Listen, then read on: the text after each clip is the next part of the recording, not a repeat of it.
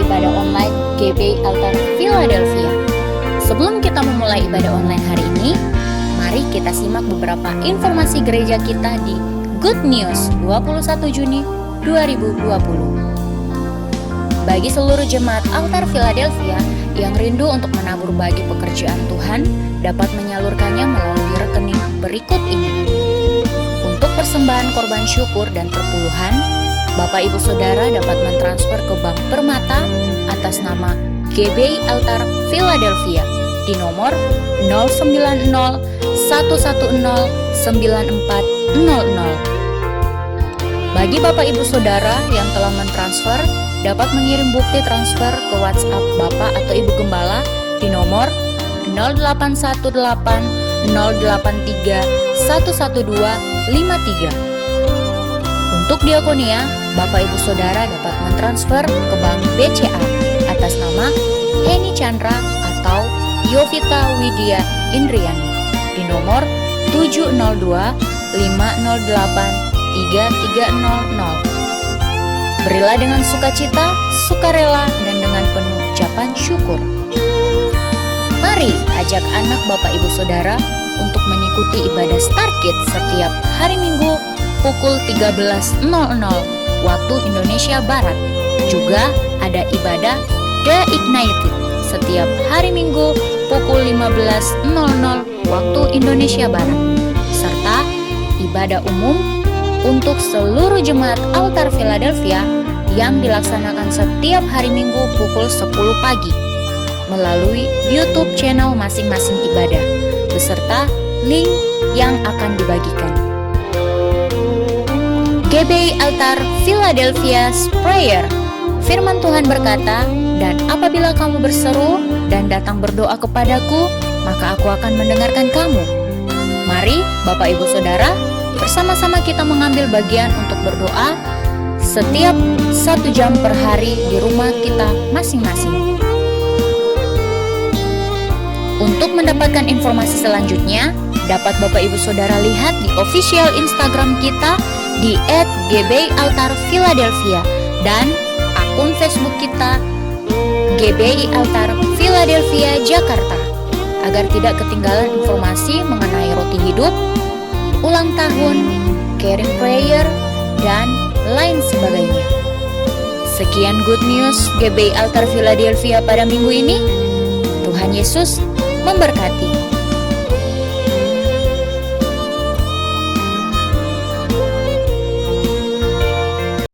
Shalom Bapak Ibu kekasih dalam Yesus Tuhan.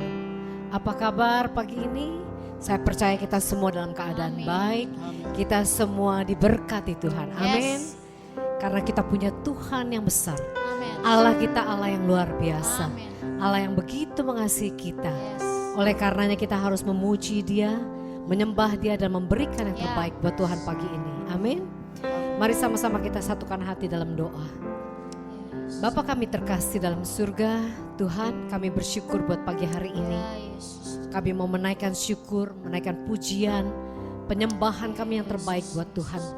Karena kami punya Allah yang begitu baik, Allah yang besar, Allah yang ajaib, Allah yang senantiasa memberkati setiap kami. Terima kasih Tuhan, kami mau memulai ibadah pagi ini. Kiranya Engkau mengurapi setiap kami, mengurapi setiap jemaat-Mu Tuhan. Engkau sucikan, kuduskan kami. Bapa, biar kiranya Engkau hadir dan Engkau memberkati setiap kami di atas pujian kami, di atas doa-doa kami. Kami persembahkan semuanya Tuhan sebagai persembahan yang hidup, yang kudus dan yang berkenan kepada Tuhan. Terpujilah nama Tuhan, dalam nama Tuhan Yesus kami berdoa bersyukur. Haleluya. Amin. Engkau Allah kami yang besar Tuhan.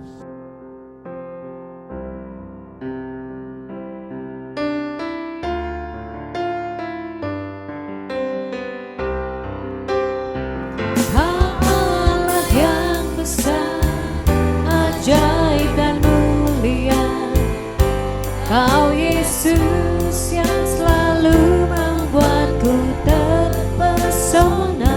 Segala pujian bagimu ya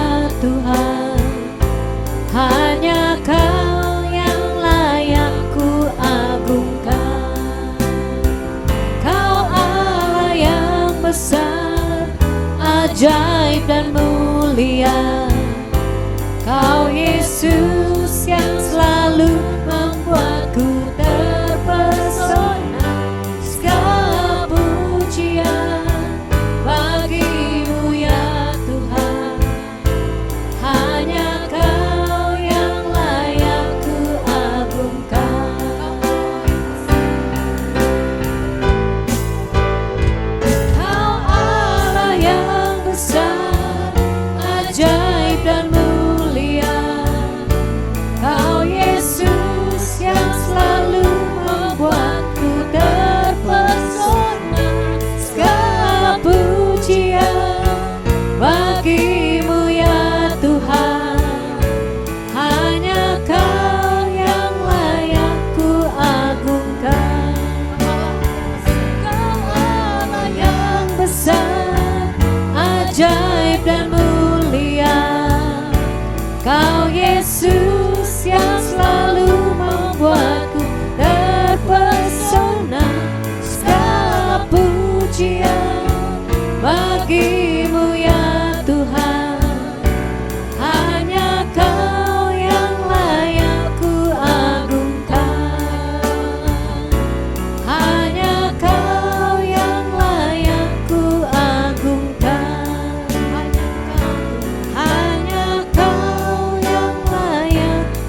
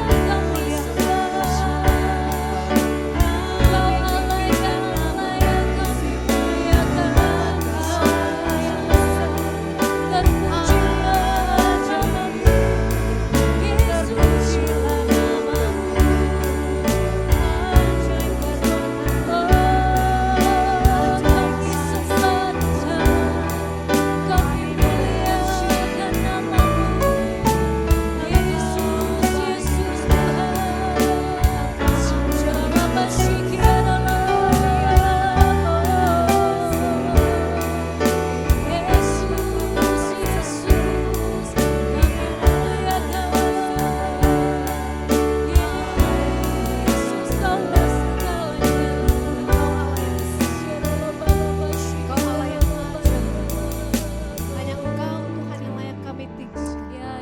Hanya Engkau yang layak terima segala pujian, segala syukur, hormat dan kemuliaan kami Tuhan.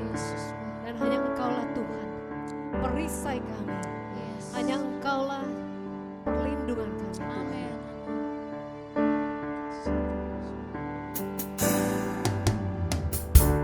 Engkaulah perisaiku saat badai hidup menerpaku. Janji-Mu di dalamku, pulihkan jiwaku. Ku kan berdiri di tengah badai dengan kekuatan yang Kau berikan. Sampai kapanpun ku kan bertahan, karena Yesus selalu menopang. Ku kan berdiri di tengah badai dengan kekuatan yang Kau berikan. Sampai kapanpun ku kan bertahan, karena Yesus selalu menopang hidupku.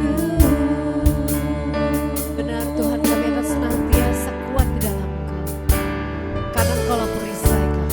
Engkaulah perisaiku saat badai hidup menerpaku. Firman-Mu di dalamku,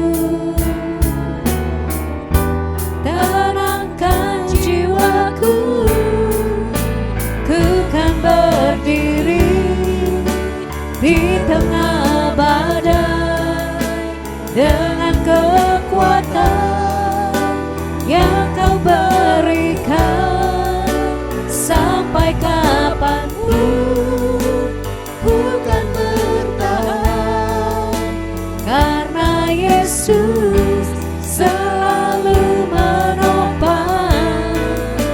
Ku kan berdiri di tengah badai, dengan kekuatan yang Kau berikan, sampai kapanpun ku kan bertahan, karena Yesus selalu menopang hidupku. Kami akan selalu kuat karena Engkau Tuhan yang menopang kami. Selalu menopang. Ada badai menerpa kami, kami tetap kuat dalam Engkau, karena Yesus selalu menopang. Karena Yesus selalu menopang. Sekali katakan Yesus selalu menopang hidupku. yes. Ada Engkau yang menopang kami Tuhan. Kami percaya, kami kuat, kami ditolong, kami dilindungi oleh Tuhan. Dan kami percaya Tuhan Kau Allah yang senantiasa beserta kami, Allah yang tidak pernah meninggalkan kami. Engkau Allah Immanuel yang menyertai kami.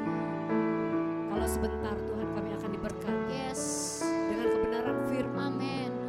Kami percaya Tuhan Engkau Allah yang senantiasa ada bersama kami di setiap musim yang ada. Terima kasih Tuhan.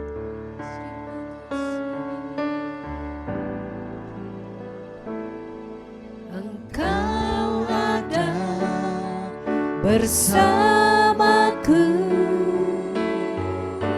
di setiap musim hidupku. Tak pernah Kau biarkan ku sendiri.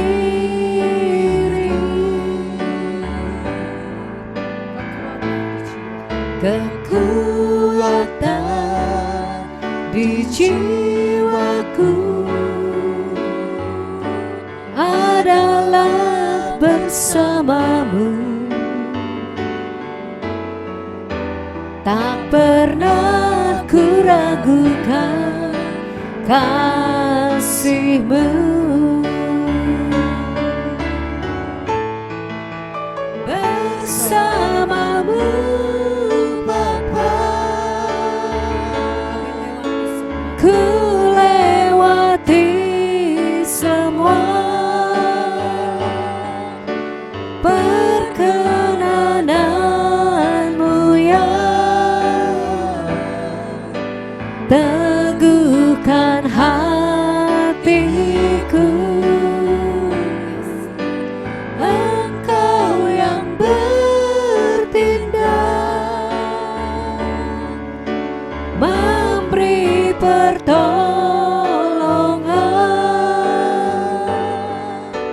anugerah-Mu besar melimpah bagiku.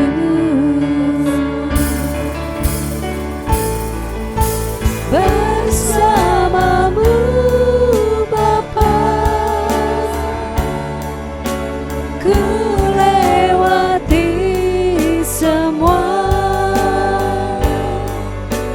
perkenananmu yang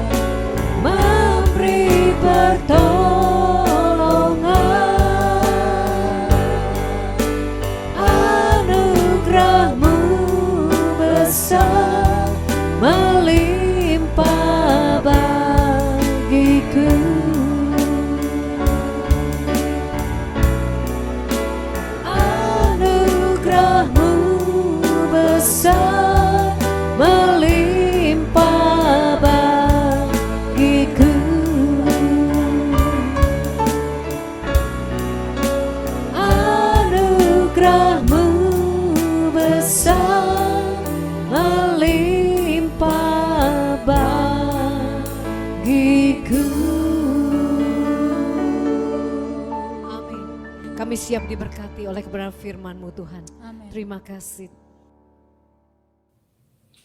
Shalom, salam sejahtera untuk kita semua. Selamat kita berjumpa kembali di rumah masing-masing, di dalam ibadah yang diberkati oleh Tuhan.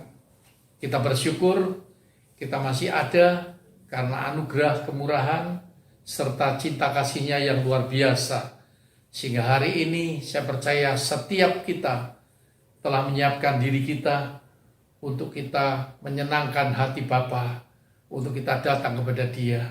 Kita menyembah Dia, kita memuji Dia, kita memuliakan namanya Dia, dan kita juga akan mendengarkan pesan-pesannya.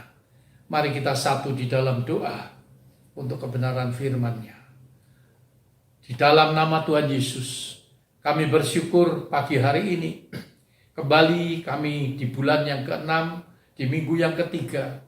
Kami boleh ada karena anugerah, cinta kasih, dan juga pertolongan-Mu yang ajaib. Terima kasih Bapa untuk pujian penyembahan doa yang telah dilakukan oleh anak-anak-Mu. Kami percaya itu menyenangkan hati Bapa. Amin. Dan saatnya tiba, kami ingin diberkati lewat pesan firman-Mu. Urapi hamba-Mu, urapi kami semua. Perdengarkan suara-Mu, sampaikan pesan-pesan-Mu. Mungkin pesan-Mu merupakan teguran bagi kami.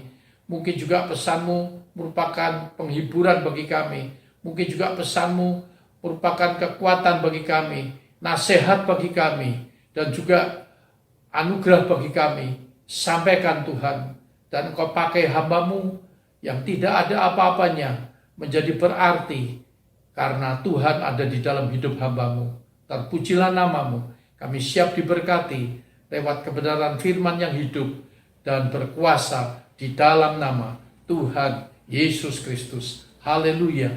Semua kita diberkati, katakan amin. Amin.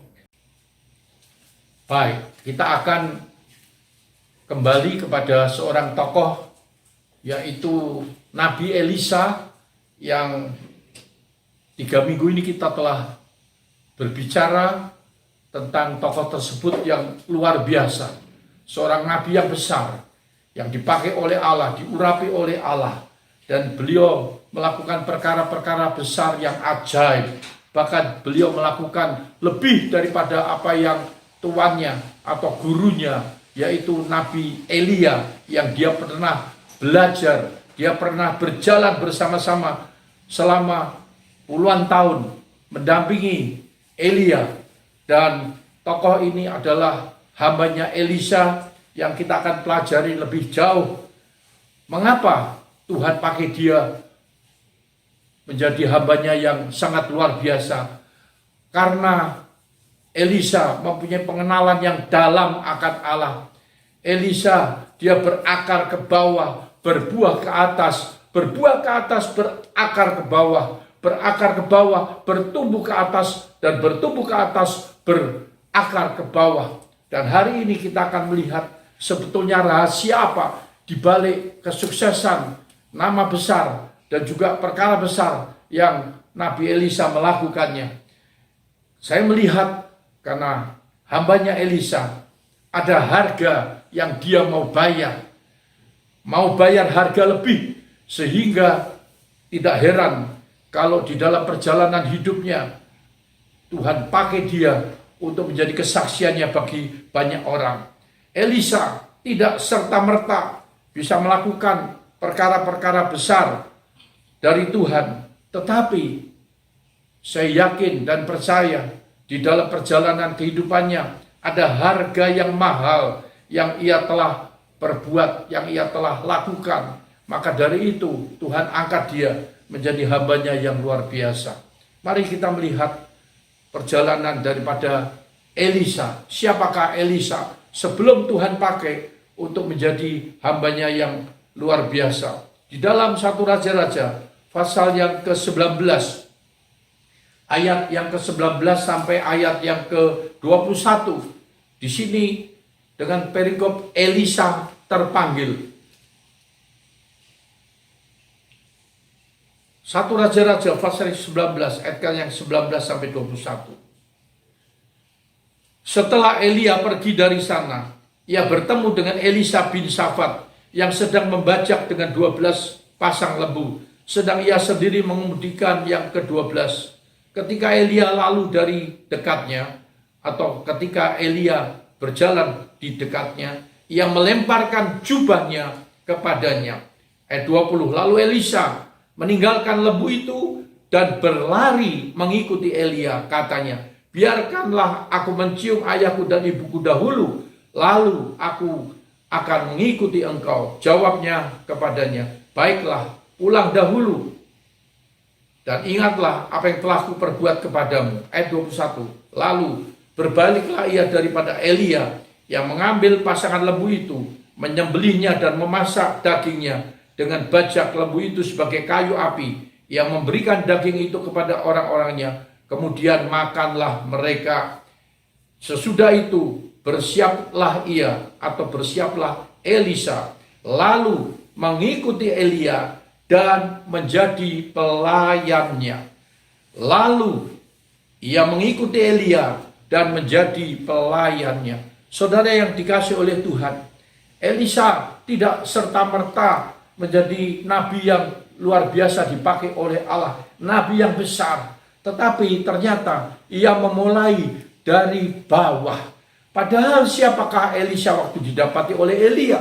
Elisa adalah bukan orang miskin, bukan orang yang tidak mempunyai pekerjaan, bukan orang yang lagi dalam keadaan bagaimana. Tetapi kita tahu di dalam cerita ini bahwa Elisa didapati sedang bekerja, sedang membajak. Dia anak orang kaya, dia punya ladang yang luas, dia punya ternak. Dan setiap hari kehidupannya dia mengerjakan seperti apa yang diperintahkan oleh ayahnya. Saudara yang dikasih oleh Tuhan, tetapi pada waktu dia berjumpa dengan Elia, sesuatu terjadi. Dia tinggalkan segala kemapanannya, dia tinggalkan segala kemewahannya, dia tinggalkan segala kekayaannya. Dan Alkitab bercerita, maka dia mengikuti Elia.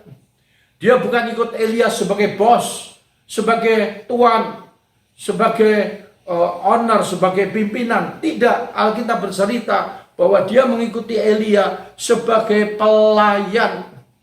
Ia menjadi pelayannya. Artinya apa?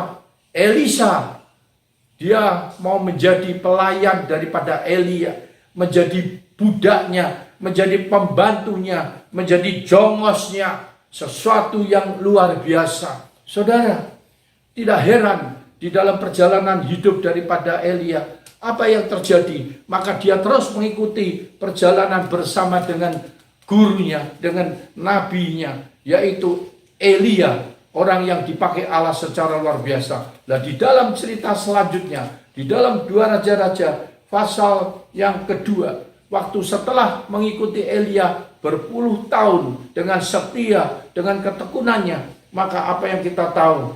Sebelum Elia diangkat oleh Allah naik ke surga secara hidup-hidup, maka ternyata di dalam perjalanannya ada 4 tempat yang terakhir kali Elisa bersama dengan Elia, yaitu waktu dia di Gilgal. Yang kedua, dia bersama-sama ada di Betel, dia bersama-sama ada di Yeriko, dan dia bersama-sama ada di Sungai Yordan, sampai dia melihat dengan mata kepala bagaimana itu Allah mengangkat Elia hidup-hidup naik ke surga. Saudara yang dikasih oleh Tuhan, di dalam perjalanan ini, maka saya mendapatkan seorang yang besar yang bernama Elisa, di mana ada harga yang dia bayar di dalam pengiringannya, pengikutannya, sebagai pelayannya kepada Elia. Ada 2 perkara atau hal yang luar biasa yang Elisa melakukannya, yaitu kalau tadi dia tinggalkan segala pekerjaannya, dia tinggalkan ayah ibunya, dia tinggalkan hartanya, dia tinggalkan kemakmurannya, maka apa yang terjadi? Dia mau menjadi seorang pelayan. Yang pertama yang ingin saya sampaikan, di mana dia memiliki hati seorang hamba. Saudara, luar biasa. Ini merupakan satu teladan contoh yang baik untuk kita semua. Sebelum dia menjadi besar, sebelum dia menjadi hebat, sebelum Tuhan angkat dia terus naik dan tidak turun, maka yang dilakukan oleh Elisa adalah sesuatu yang tidak pernah saya pikirkan sebelumnya, yaitu dia mau menjadi seorang pelayan. Artinya apa? Dia memiliki yaitu hati seorang hamba. Apa itu hati seorang hamba? Tentunya seorang pelayan, dia harus taat, dia harus setia, dia harus rendah hati, dia harus nurut kepada tuannya, dia tidak berbantah, dan juga dia harus rajin, dia harus berkorban perasaannya, dia harus mengalah, dia harus sabar. Banyak lagi sifat-sifat yang dimiliki oleh Elisa sehingga dia bisa menjadi seorang pelayan yang setia.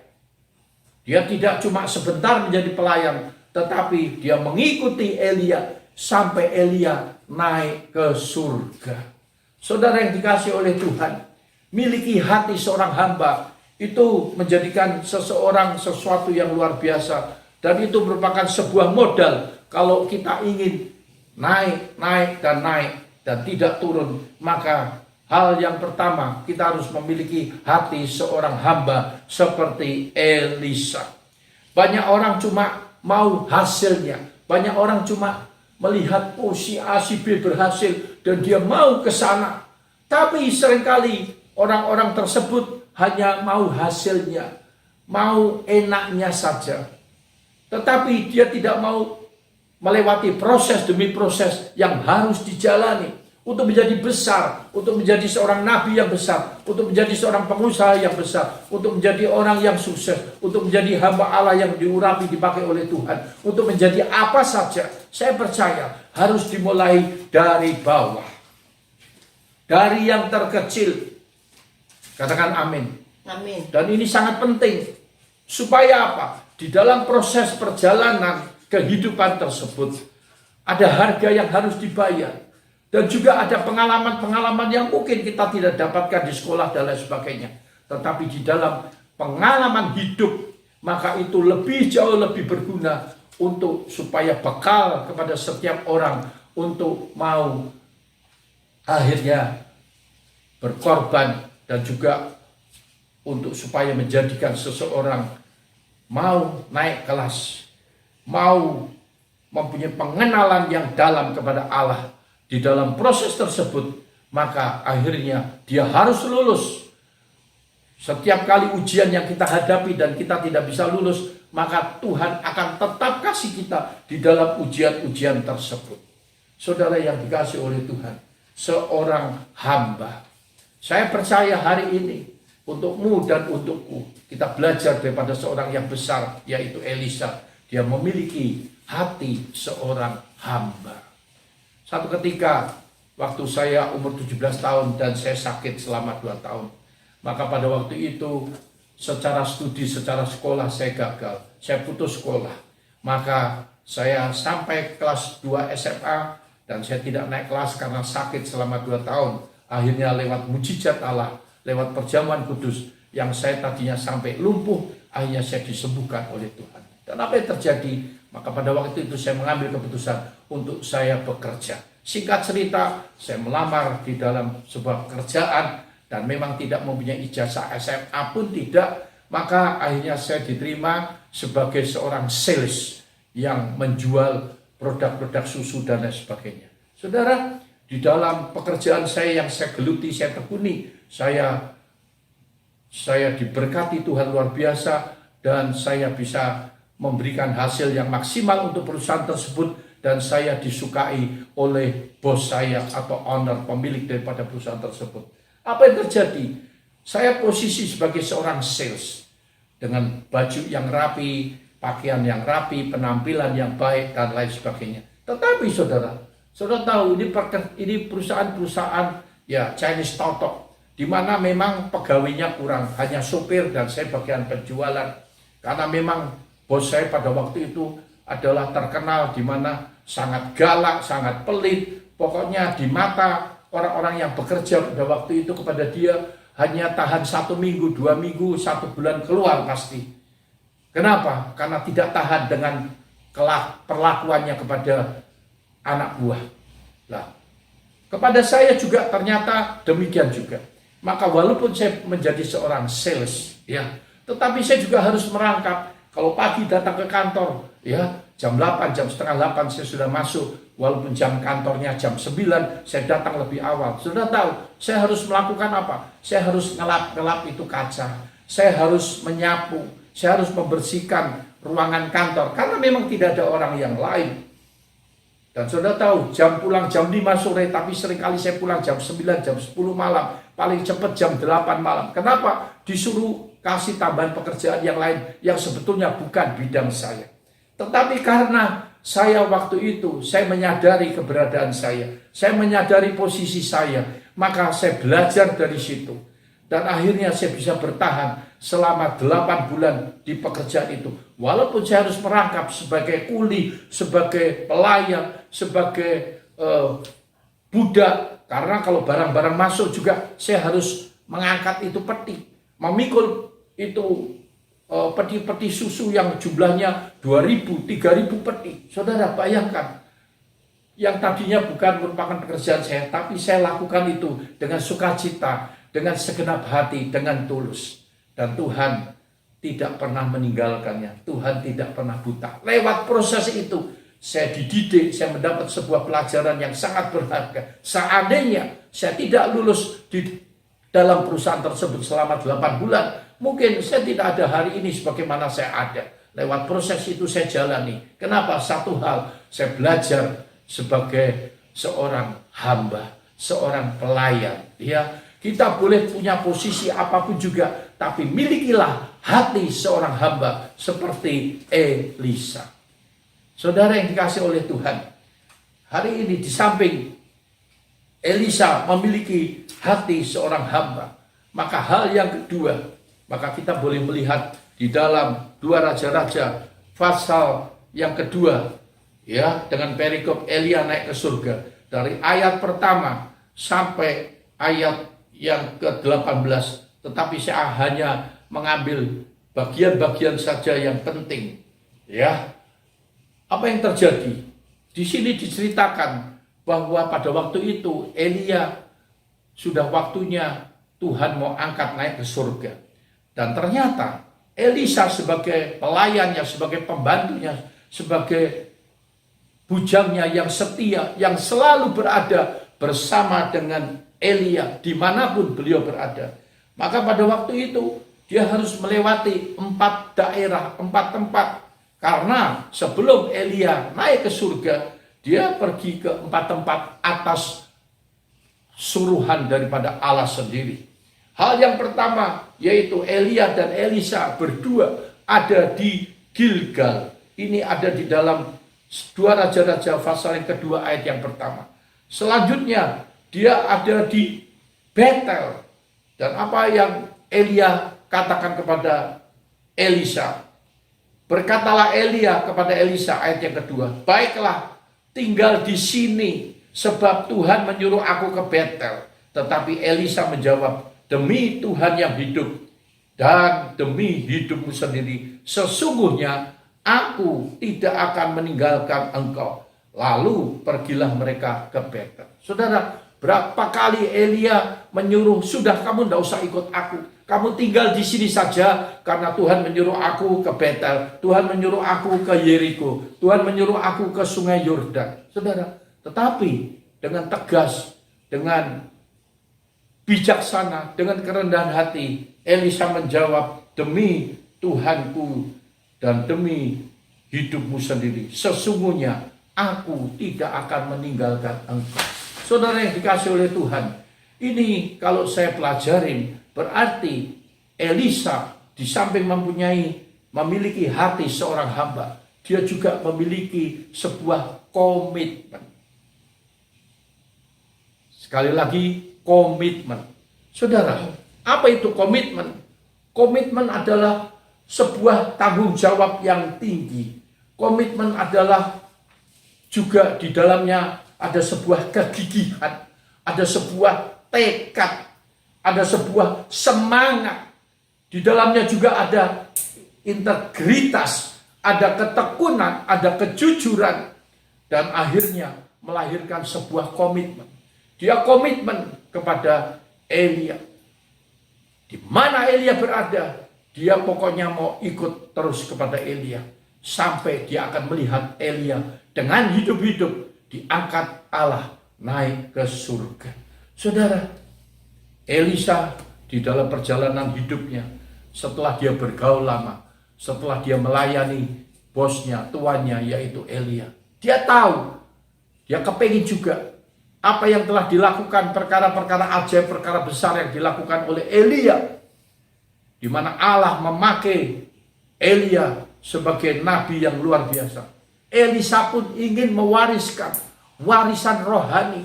Dia ingin pada waktu Elia diangkat oleh Allah, meninggalkan dia, dia ingin mewarisi warisan rohani. Dia ingin mendapatkan sebuah legasi. Tetapi legasi atau warisan ini bukan warisan harta, bukan warisan kekayaan, bukan warisan apa-apa, tetapi warisan rohani yang dia tahu ini lebih daripada segalanya.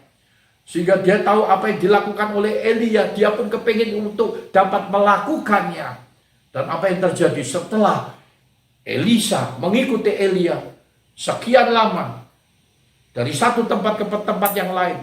Setelah Elia juga selalu mengingatkan untuk kamu tinggal di sini, tidak usah ikut aku. Tapi Elisa ngotot, pokoknya di mana Tuanku berada, saya ada bersama dengan Tuanku, dengan setia, dengan ketulusan, dengan ketaatan, dengan kerendahan hati, nurut, saudara, dengan kesabaran, dengan kerajinan. Oh, luar biasa, saudara, sebuah komitmen yang dia lakukan. Komitmen itu tentu berbicara yang pertama, kalau kita berkomitmen, kita sedang berkomitmen dengan diri kita sendiri. Ingat, sebelum kita berkomitmen kepada Tuhan, sebelum kita berkomitmen kepada orang lain, sebelum kita berkomitmen kepada suami istri, kepada keluarga, maka kita sebetulnya sedang berkomitmen untuk diri kita sendiri. Baru kita bisa melakukannya keluar. Nah, dalam perjalanan hidup seringkali orang berkomitmen, tapi waktu badai datang, waktu masalah datang, waktu ujian datang, maka seringkali orang tidak tahan. Dan akhirnya dia tidak berkomitmen lagi. Di dalam perusahaan pun juga banyak terjadi, ya, pemutusan hubungan, kerjasama, dan lain sebagainya. Kenapa? Karena ada satu pihak yang mengingkari komitmennya, yang mengkhianati komitmennya. Saudara, tetapi tidak dengan Elisa. Dia komitmen, dimanapun tuannya berada, dia berada juga. Sehingga satu ketika, atas kesetiaan, atas kesetiaan daripada Elisa, atas ketekunannya, ya, atas pelayanannya, maka Elia merasakan sesuatu yang luar biasa. Sehingga di dalam 2 Raja-Raja pasal yang kedua, ayat yang ke-9, sebelum Elia naik ke surga, dia katakan apa? Dan sesudah mereka sampai di seberang, berkatalah Elia kepada Elisa, mintalah apa yang hendak kulakukan kepadamu sebelum aku terangkat daripadamu. Jawab Elisa, biarlah kiranya aku mendapat 2 bagian daripada rohmu. Waduh, dia punya permintaan yang tinggi, dia punya permintaan yang luar biasa. Artinya apa? Dia kepingin mendapat 2 bagian dari rohmu. Artinya apa? Apa yang dilakukan oleh Elia, dia kepingin dapat melakukan lebih daripada itu. Ayat yang ke-10, berkatalah Elia, yang kau minta itu adalah sukar. Sekali lagi, yang kau minta adalah sukar. Tetapi jika engkau dapat melihat aku terangkat daripadamu, akan terjadilah kepadamu seperti yang demikian. Dan jika tidak, tidak akan terjadi. Saudara, permintaanmu sukar. Sukar tapi bukan berarti tidak bisa. Seringkali, ya, kita sudah berkomitmen, tetapi ada perkara-perkara yang harus kita jalani, yang harus kita lewati, begitu sukar, begitu sulit, maka kita sudah putus asa, kita sudah menyerah. Itu namanya bukan sebuah komitmen. Tetapi tidak demikian dengan Elisa. Dia katakan bahwa walaupun sesulit apapun juga, tapi dia karena punya komitmen yang tinggi kepada hambanya, maka dia yakin dia dapat melakukannya. Dan apa yang terjadi benar pada akhir perjalanan hidup Elia. Pada waktu dia berada di sungai Yordan bersama dengan Elisa, maka betul ketika itu ayat yang ke-12, Elisa melihat ayat yang ke-11, sedang mereka berjalan terus sambil berkata-kata, tiba-tiba datanglah kereta berapi dengan kuda berapi, memisahkan keduanya. Lalu naiklah Elia ke surga dalam angin badai. Artinya Elia saat itu diambil hidup-hidup oleh Allah dan dia naik ke surga. Dan Elisa sebagai pelayannya, sebagai bujangnya yang setia, dia melihat dengan mata jasmani apa yang terjadi. Sehingga Alkitab mengatakan, karena yang diminta dan seperti yang disyaratkan, di mana kamu akan mendapatkannya pada waktu kamu melihat aku naik ke surga, dan itu terjadi. Maka apa yang terjadi atas hidup Elisa? Seperti apa yang dia minta, dan itu betul-betul terjadi dalam kehidupannya. Sehingga kita tahu di dalam perjalanan kehidupan Elisa, seperti yang kita pernah dengar di khotbah-khotbah saya sebelumnya, maka Elisa melakukan banyak perkara-perkara yang besar, perkara yang ajaib. Dan kurang lebih saya hitung ada 15 perkara besar, perkara ajaib yang Elisa melakukannya, dipakai oleh Allah. Dan waktu Elisa melihat, waktu Elia naik ke surga, berteriaklah ia, ayat ke-12, Bapakku, Bapakku. Saudara, dia begitu menyatu dengan Elia. Dia benar-benar sudah menganggap Elia sebagai bapak rohani dia. Elia sebagai mentor daripada Elisa. Elisa banyak belajar daripada gurunya, bapaknya, mentornya. Dan begitu melekat antara dua orang ini di dalam mendekatkan diri kepada Tuhan, di dalam mengalami perkara-perkara ajaib bersama dengan Allah. Dan apa yang terjadi? Waktu di dalam tadi cerita pertama, Elia ketemu dengan Elisa, dia melempar jubahnya. Dan waktu dia naik ke surga, dan jubah itu, ayat yang ke-13, sesudah itu, ya, kemudian dilihatnya lagi, lalu direngutnya pakaian dan dikoyakkannya menjadi 2 koyakan. Sesudah itu dipungutnya jubah Elia yang telah terjatuh. Lalu ia berjalan hendak pulang dan berdiri di tepi sungai Yordan. Saudara, jubah yang sama. Yang pertama kali berjumpa dengan Elisa, Elia telah melemparkan jubahnya. Dan akhirnya dia mengambil kembali. Tapi waktu dia naik ke surga, maka jubah yang sama itu pun jatuh dan dipungut oleh Elisa. Dan jubah itulah yang akhirnya dipakai oleh Allah dan menjadi sebuah tanda bahwa apa yang dilakukan oleh Elia dapat dilakukan oleh Elisa. Bahkan lebih banyak lagi, lebih luar biasa lagi apa yang Tuhan percayakan di dalam hidup Elisa, nabinya yang diurapi, dipakai oleh Tuhan. Saudara, 2 perkara yang menjadi pelajaran bagi kita semua lewat sejarah tokoh daripada Elisa, yaitu yang pertama, harus memiliki hati seorang hamba. Bukankah ada sebuah pujian yang berkata, inilah yang kupunya, hati sebagai hamba, yang mau taat dan setia padamu Bapa. Kemana kan ku bawa hati yang menyembah dalam roh dan kebenaran sampai selamanya. Ayo kita nyanyi sama-sama, ya. 2, 3.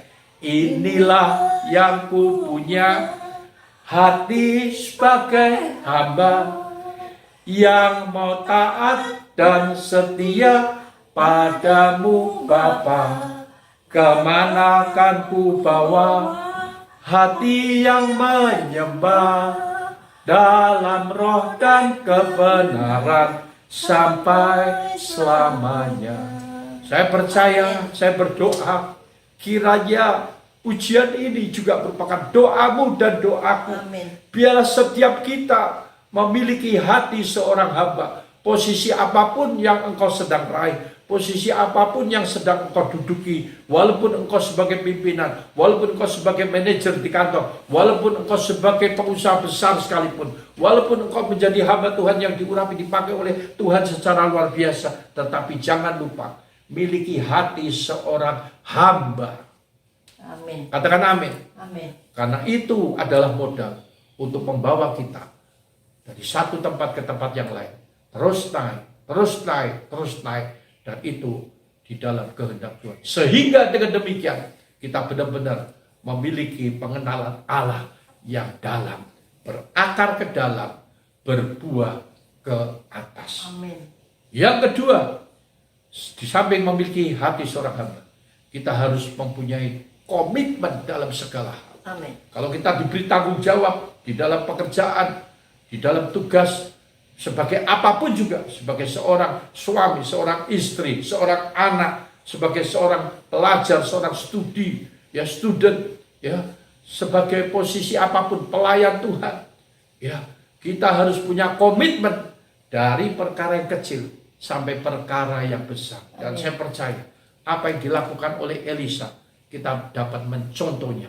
Dan kalau itu kita melakukannya, maka apa-apa yang mereka lakukan, baik Elia maupun Elisa, kita pun sebagai hamba Allah, sebagai anak-anak Tuhan yang di hadapan mata Allah sama, tidak ada bedanya. Kita ciptaan yang luar biasa, maka kita pun juga dapat dipermuliakan seperti mereka-mereka semua. Amin. Sehingga hidup kita tidak sia-sia.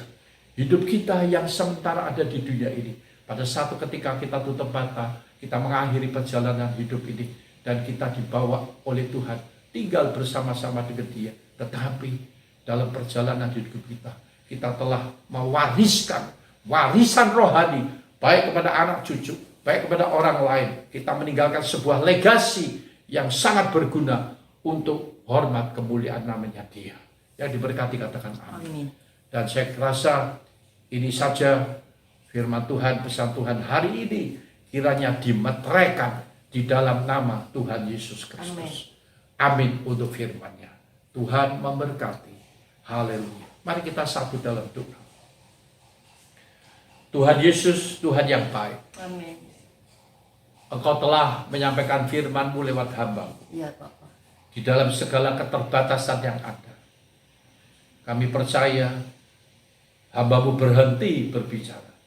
Tapi Roh Kudus, Engkau terus berbicara kepada setiap pribadi, Amin. setiap orang yang mendengarkan firman pada hari ini. Iya, Bapak. Hamba percaya dimeteraikan di dalam nama Yesus. Haleluya. Sehingga dengan demikian firman ini menjadi hidup dan menghidupi kehidupan kami. Amin. Kami menyadari banyak kekurangan, kesalahan, kelemahan.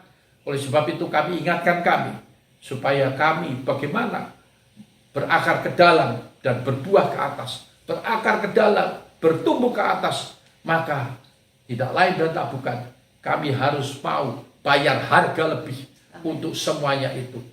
Dan lewat proses itu, kami harus memiliki sebuah hati hamba. Dan juga kami harus mempunyai komitmen dalam segala hal. Amin. Maka dengan demikian, itu akan membawa kami dari kemenangan kepada kemenangan. Amin. Dari glory kepada glory. Ya, Yesus. Dan nama Tuhan dipermuliakan. Haleluya. Bapak, hamba juga berdoa untuk saat ini bagi setiap pribadi, setiap keluarga yang ada di rumah masing-masing, yang masih stay at home. Tuhan, walaupun pelonggaran-pelonggaran mulai dilakukan, tapi hamba berdoa diberi hikmat akal budi oleh Tuhan, supaya kami tidak keliru di dalam melakukan berbagai hal di dalam kehidupan bersosialisasi, sehingga dengan demikian kami Tuhan terproteksi, kami selamat, dijauhkan dari segala sakit penyakit virus COVID-19 apapun juga. Ya, Pak. Dan kami berdoa kiranya setiap anak-anak Tuhan yang taat, yang setia, yang melakukan kebenaran firman-Mu dan melakukan segala yang pemerintah melakukannya, maka kami menjadi aman, kami menjadi baik-baik saja, dan kami sehat dan diberi panjang umur sehingga hidup kami boleh menjadi berkat bagi banyak orang. Terima kasih Bapa. Hamba juga berdoa bagi pemerintah yang saat ini kami ada, pemerintah Indonesia. Kiranya Tuhan, mata Tuhan tertuju kepada Indonesia, kepada Presiden, Wakil Presiden, para Menko, para Menteri, para aparatur negara, para gubernur, para wali kota, bupati, camat, lurah, mereka. Tetapi kami percaya Tuhan menjaga, menolong mereka, memberi hikmat akal budi, sehingga setiap kebijakan yang diambil untuk menolong rakyat banyak, Tuhan, maka itu akan terwujud. Dan seluruh rakyat Indonesia, biarlah mau taat, mau dengar-dengaran, sehingga mereka juga akhirnya akan terproteksi dengan hal-hal yang buruk yang tidak akan menimpa kepada setiap mereka. Berkati Indonesia dari Sabang sampai Merauke. Bapak, kami juga berdoa untuk setiap anak-anak-Mu dengan ketaatan dan kesetiaan mengembalikan persepuluhan dan memberi persembahan untuk mendukung pekerjaan Tuhan yang ada. Hamba berdoa di dalam nama Yesus, buka tingkap langit, berkat-Mu Engkau curahkan. Amin. Sehingga mereka diberkati secara berkelimpahan. Amin. Dan bukan cuma secara materi, tetapi juga secara jiwani, secara rohani. Amin. Bahkan mereka disebut orang yang berbahagia. Amin. Terima kasih Tuhan, terpujilah nama-Mu.